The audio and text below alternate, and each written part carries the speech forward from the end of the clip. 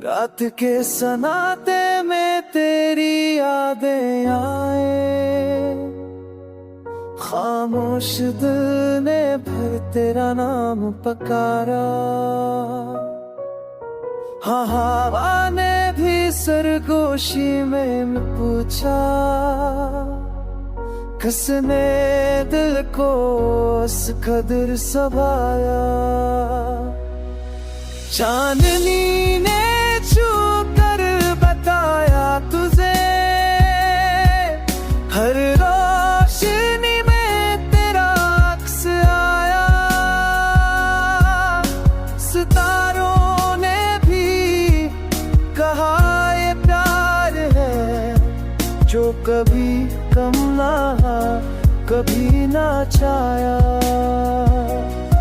मैंने चाहा तुझे लफ्जों से ज़्यादा, तेरे बगैर ये दिल लगता अधूरा।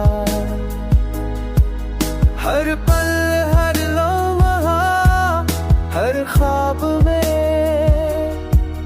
तेरा ही अक्स नजर आया।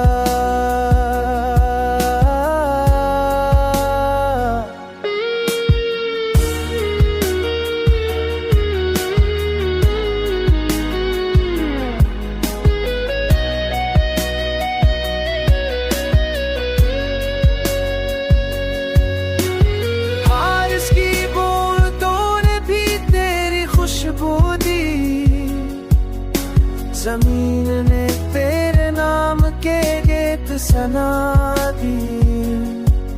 हर रास्ता तेरे कदमों की सदा ले आया, हर ख्याल बस तेरा ही नाम पुकारा।